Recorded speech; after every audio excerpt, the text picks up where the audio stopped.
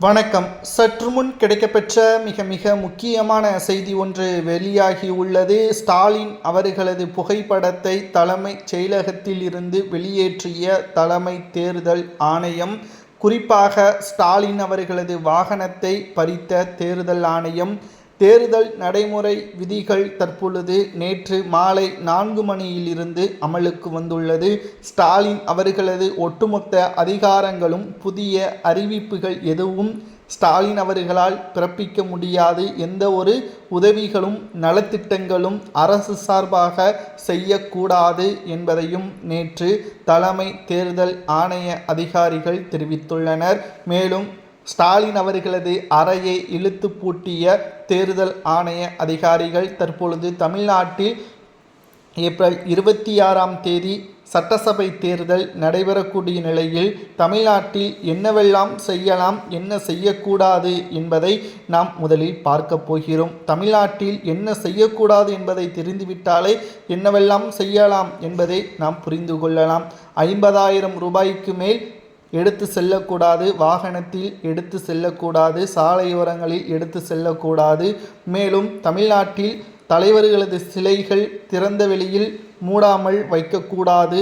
தேர்தல் செலவிற்காக ஒவ்வொரு கட்சியின் நிர்வாகிகளும் எம்எல்ஏக்கள் வேட்பாளராக நியமிக்கப்பட்டவர்களும் 40 லட்சத்திற்கு மேற்பட்ட செலவுகளை செய்யக்கூடாது. குறிப்பாக ஸ்டாலின் அவர்கள் புதிய அதிகாரங்களையோ காவல்துறையை தனது கட்டுப்பாட்டில் வைக்க முயற்சி செய்யக்கூடாது. நேரடியாக தேர்தல் ஆணைய கட்டுப்பாட்டிற்குள் காவலர்கள் வந்துவிடுவார்கள். உரிய ஆவணங்கள் எதுவும் இல்லாமல் எந்த ஒரு பணம் சார்ந்த நகைகள், மதுபானங்கள் தேர்தலுக்காக ஓட்டிற்காக திமுகவோ பிற கட்சிகளோ மக்களுக்கு விநியோகம் செய்யக்கூடாது.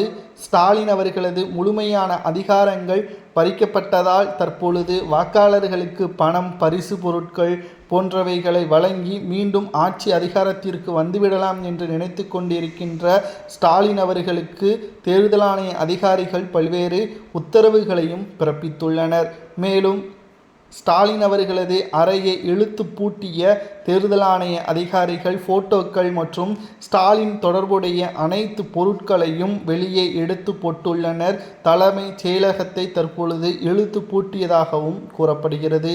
மே 16ஆம் தேதி ஸ்டாலின் அவர்களது பதவிகள் பறிமுதல் செய்யப்படும். அதாவது 16ஆம் தேதியுடன் அவரது பதவி முடிகிறது. ஆனால் இப்பொழுதே தேர்தல் விதிமுறைகளுக்கு உட்பட்டு ஸ்டாலின் அவர்கள் செய்ய முடியும் என்ற தகவலும் கிடைக்கப்பெற்றுள்ளது. மீண்டும் ஸ்டாலின் முதல்வராக வர வாய்ப்புகள் இருக்கிறதா என்பதை கமெண்ட் வாயிலாக கூறுங்கள்.